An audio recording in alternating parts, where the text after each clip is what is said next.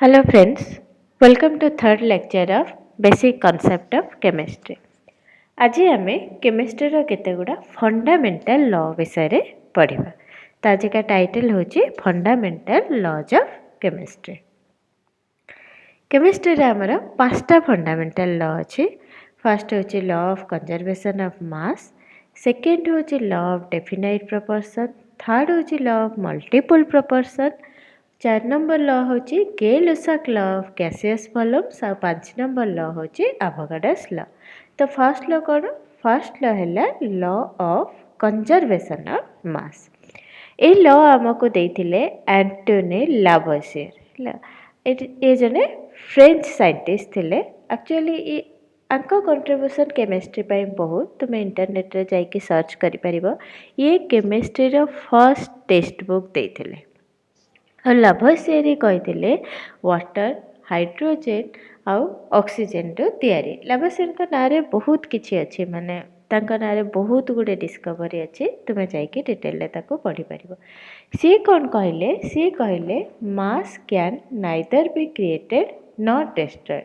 जिते बेले आमे गोटे केमिकल रिएक्शन करूछु, सपोज रिएक्शन आमर करूछु आमे ए आ आमको प्रोडक्ट मिलुची बी, से कहले आमे जिते की अमाउंट रो ए नहीं थिबा, जिते की ए रो मास जिते की थिबो, जो एलिमेंट बी फॉर्म हबो तार बे मास सेति की थिबो।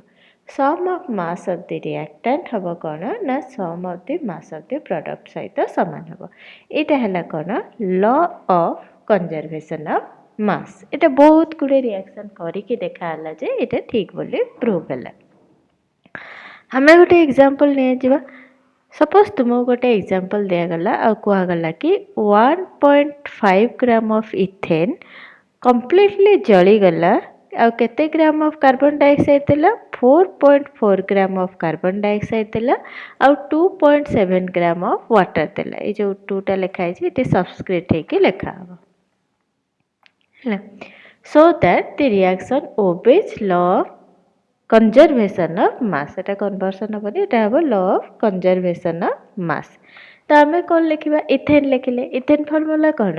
C2H6 आ जलिला से कहा प्रेजेंस रे? ऑक्सीजन प्रेजेंस रे जलला। देला कौन हमको? कार्बन डाइऑक्साइड और वाटर। कार्बन डाइऑक्साइड और वाटर लिखिदेला। तापरे कौन करिवो ना ए इक्वेशन को बैलेंस करिवो। बैलेंस करिया पे हमें इथेन रे 2 मल्टीप्लाई करले, ऑक्सीजन रे 7, कार्बन डाइऑक्साइड रे 4 आउ वाटर रे 6।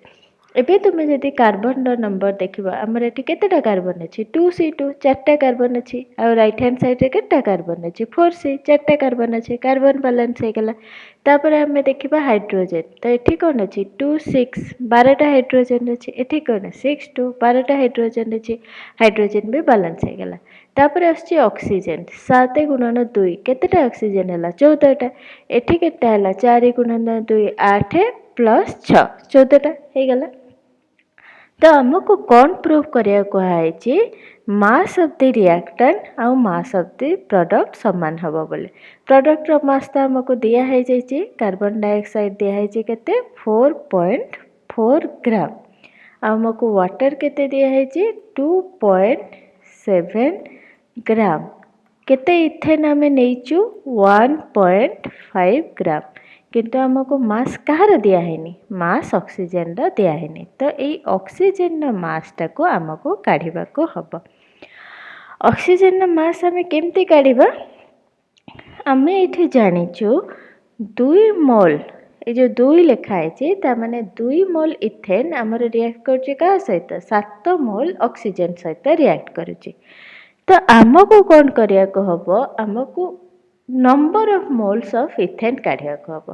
तो आमे फर्स्ट कौन करिबा? Number of moles of ethane काढ़िबा। आ तुमे नंबर कौन जानिच? नंबर जानिच नंबर ऑफ मोल्स होची तुमरा मास जते कि तुमे नेइच, आउ तापर हैला तुमरा molecular mass. Mass divided by molecular मास को आमे कहले नंबर ऑफ मोल्स। तो एठी आमे केते नेइचंती? एठी आमे 1.5 ग्राम नेइचंती। आउ आकु आमे डिवाइड करिबा मॉलिक्यूलर मास ऑफ इथेन सहित C2H6। C2 कार्बन रो मॉलिक्यूलर मास केते हबो? एटा कार्बन रहला 12 आ 2टा कार्बन अछि, तेनु आरे केते हबो 24 प्लस 6टा तुमर हाइड्रोजन अच्छी तो ये 24 प्लस 6 हेले तो 30 अराउंड आसब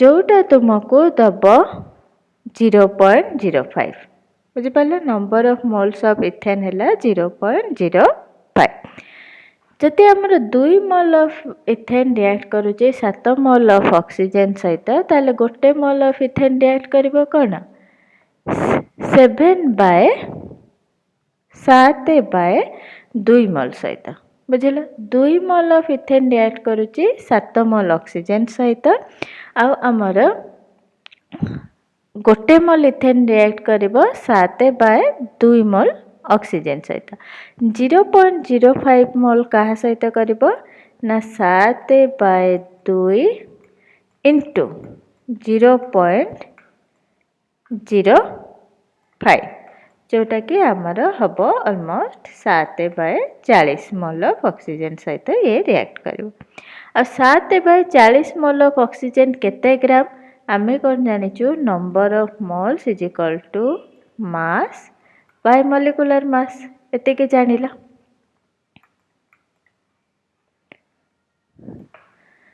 तो आमर जो 7/4 मोल एठी मोल जना अछि एठी मॉलिक्यूलर मास ऑफ ऑक्सीजन जो जना अछि तुमको 32 बोली O2 रो 32 बोली तुमे जानिच आ मोल तुमे केते जानिच ना आमर 7/40 हैला तो मास केते हबो 7/40 गुणन 32 जोटा हैला तुमको 5.6 ग्राम तो तुमे ऑक्सीजन पाई गला केते 5.6 ग्राम एबे लॉ ऑफ कंजर्वेशन ऑफ मास कौन कहूचे ना जेते के रिएक्टेंट थिबो जेते के अमाउंट रिएक्टेंट केते हैला 5.6 सॉरी रिएक्टेंट तुमरा एठी केते हैला 1.5 ग्राम हैला तुमरा इथेन और 5.6 ग्राम हैला तुमरा ऑक्सीजन तो टोटल केते हैला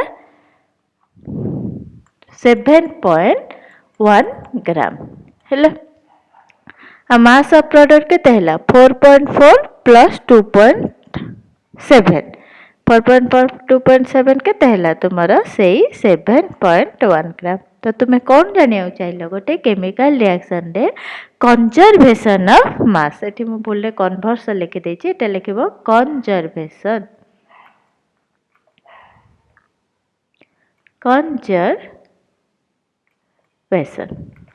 कंजर्वेशन ऑफ मास टा गोटे रिएक्शन रे ए जो कंजर्वेशन ऑफ मास लॉ टा अप्लाई होउची हमें गोटे रिएक्शन रे एग्जांपल ने कि देखि देले एबे हमें जिबा सेकंड लॉ पाई सेकेंड लॉ कौन लॉ ऑफ डेफिनाइट प्रपोर्शन बा लॉ ऑफ डेफिनाइट कंपोजिशन भी आपको कह जाए आपको देइथिले कि एको जोसेफ प्राउस्ट बोली जने साइंटिस्ट देइथिले ये लाभोसेन का एक्सपेरिमेंट रु कि निजे किछि भाबे कि एक्सपेरिमेंट करथिले से कौन कहिले a given compound always contain exactly same proportion of element by weight गोटे कंपाउंड तुम्हें नेल से कंपाउंड तुम्हें कौठू भी निया always contain exactly same proportion of element by weight है जहाँ जहाँ कंपाउंड रे जो जो एलिमेंट जेतिकी प्रपोर्शन रे थिबे से सब बेले तुम्हें जोठू भी इनस्पाइट ऑफ द सोर्स तुम्हें कौठू नौच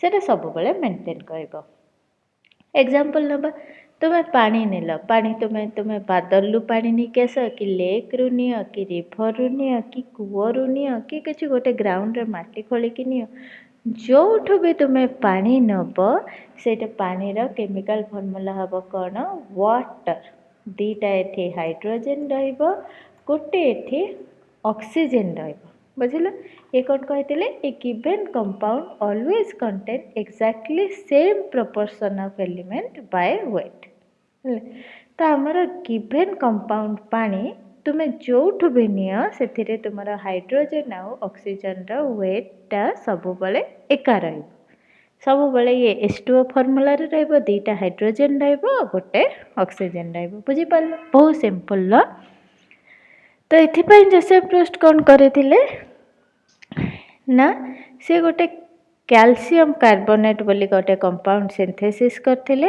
ଆଉ ତାର ନ୍ୟାଚୁରାଲ୍ ସୋର୍ସରୁ ବି କ୍ୟାଲସିୟମ କାର୍ବୋନେଟ୍ ନେଇଥିଲେ।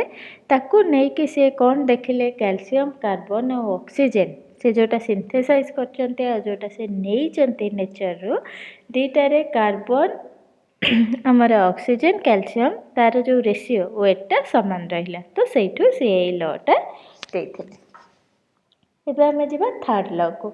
ଥାର୍ଡ଼ ଲ କ'ଣ କହୁଛି ଲ ଅଫ୍ ମଲ୍ଟିପଲ୍ ପ୍ରପୋର୍ସନ୍। ଏଇଟା ଆମକୁ ଦେଇଥିଲେ କି ଆମକୁ ଜନ୍ ଡାଲ୍ଟନ୍ ଦେଇଥିଲେ। ଡାଲ୍ଟନ୍ ଆମକୁ ଆଟମିକ୍ ଥିଓରି ବି ଦେଇଥିଲେ। ଆଙ୍କ କଣ୍ଟ୍ରିବ୍ୟୁସନ୍ କେମିଷ୍ଟ୍ରିରେ ବହୁତ ବେଶୀ।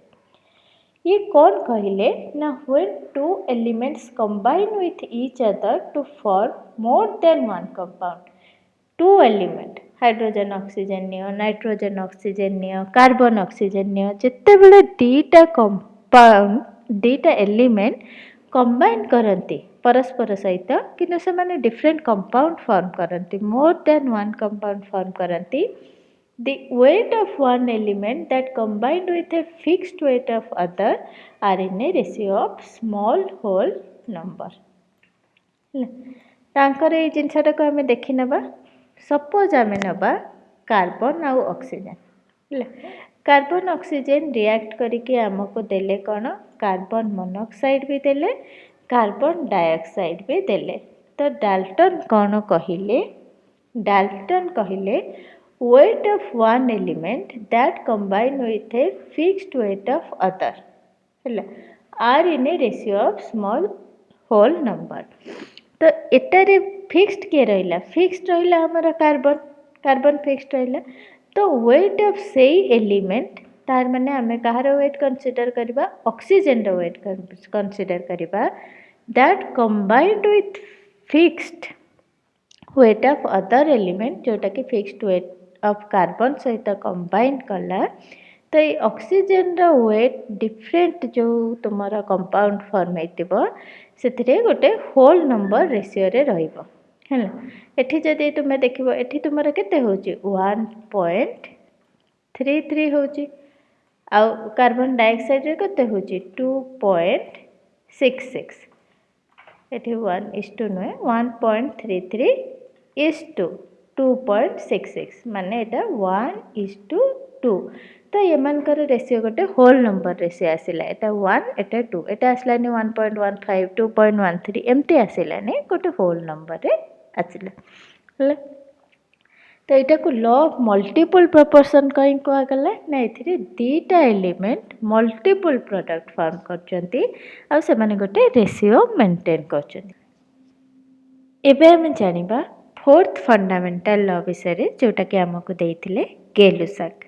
गेलुसाक कौन कहिथिले ना जिते बेले गैस कंबाइन करती when gases combine or are produce in a chemical reaction they do so in a simple ratio by volume provided all gases are at same temperature and pressure. तो ये कौन कहले फास्ट आम धरी नबा कि जो आमर रिएक्शन होची आम रिएक्टेंट और प्रोडक्ट सेम टेम्परेचर और प्रेशर रे अछंती आउ रिएक्टेंट और प्रोडक्ट भितर किसी जदि गैस अछंती आ से माने कंबाइन होचंती कि प्रोड्यूस होचंती से माने गोटे सिंपल रेशियो बाय वॉल्यूम ओबे करेंगे। तमाने कौन जो आम रिएक्टेंट नवा रिएक्शन रे से गोटे सिंपल रेशियो होती 1:2 कि 1:3 ये रेशियो होती किसी कॉम्प्लेक्स रेशियो हो नथिबे। ताले आम गोटे एग्जांपल देखिबा H2O2 सहित मिसिकी आमर देला कौन वाटर देला एठी हाइड्रोजन भी गैस ऑक्सीजन भी गैस आउ वाटर भी गैस। तो इठी कौन कहले गेलुसाक ना ये दुईटा वॉल्यूम ऑफ हाइड्रोजन गोटे वॉल्यूम ऑफ ऑक्सीजन सहित मिसिकी दुईटा वॉल्यूम ऑफ वाटर दबा माने जदि 100 ml H2 नबा सी ताले 50 ml O2 सहित मिसिकी 100 ml वाटर दबा। ताले आमे जदि कंसीडर करिबा H2 आ O2 रो रेशियो ताले से कोन हैला 2:1 हैला जोटा गोटे सिंपल रेशियो। जदि आमे कंसीडर करिबा O2 आ वाटर रो रेशियो ताले कोन हैला 1:2 हैला। तो ये जो 2:1:2 एमाने गोटे सिंपल रेशियो फॉलो करचंती जेतेबेला आमे तार वॉल्यूम को कंसीडर करचंती। एटा हमो किए कहले ना गेलुसाक कहले। ଏବେ ଯଦି ଆମେ ଏଇ ल को ଦେଖିବା, ଏଇ ल समान ल ऑफ डेफिनाइट प्रपोर्शन सहित समान, किंतु डेफिनाइट प्रपोर्शन आम क्या विषय कथा होते मास विषय, आउ एई ल रे आम क्या विषय कथा हबा वॉल्यूम विषय। फिफ्थ इम्पोर्टेंट ल है, फिफ्थ फंडामेंटल ल है एवोगाड्रोस ल। एवोगाड्रो कौन कहले, under the same condition of temperature and pressure, जोटा कि आमर गेलुसा कहते equal volume of different gases contain an equal number of molecules.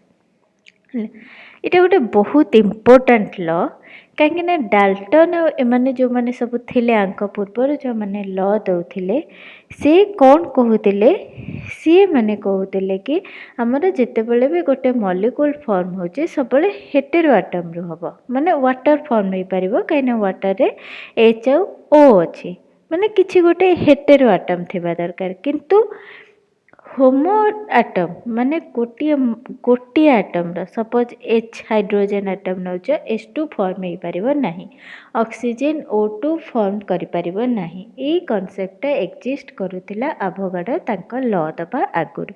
किंतु एवोगाड्रो कोन कले ना से जो होमो न्यूक्लियर मॉलिक्यूल जो गुड़ा थिबो, माने होमो एटॉमिक मॉलिक्यूल जोड़ा H2 N2 ए सब मॉलिक्यूल रो एक्जिस्टेंस को एवोगाड्रो प्रूव करथिले। केमती प्रूव कले, सी हमको कौन कहले एवोगाड्रो ना equal volume of different gases contain an equal number of molecules. तो आमे कौन जानी ऑलरेडी गेलुसाक ल रु, जदि दीटा वॉल्यूम ऑफ हाइड्रोजन गोटे वॉल्यूम ऑफ ऑक्सीजन सहित मिसिबो, सी हमको कौन दब ना दीटा वॉल्यूम ऑफ वाटर दब। हमको एवोगाड्रोस कौन कहले, एवोगाड्रोस कहले कि इक्वल वॉल्यूम रे हमर कौन थिबो इक्वल नंबर ऑफ मॉलिक्यूल्स थिबो। तेणु एटा को जदि आमे कनसिडर करबा कि हाइड्रोजन एटम अच्छी, ताले हमर कौन होची, एठी गोटे हाइड्रोजन पुणी आ गोटे हाइड्रोजन पुणी गोटे ऑक्सीजन मिसिकी दब हमको दीटा वॉल्यूम ऑफ वाटर, 2 वाटर। किंतु एठी हमर इक्वेशन बैलेंस होची कि बैलेंस होनी। किंतु जदि हम एमती लिखिबा H2 plus H2 plus O2, ताहले ये दौचंते हमर 2 वाटर। जदि आम एवोगाड्रोस ल को मानिबा ताहले कौन हबो, हमर H2 आउ O2 एक्जिस्ट करिवे।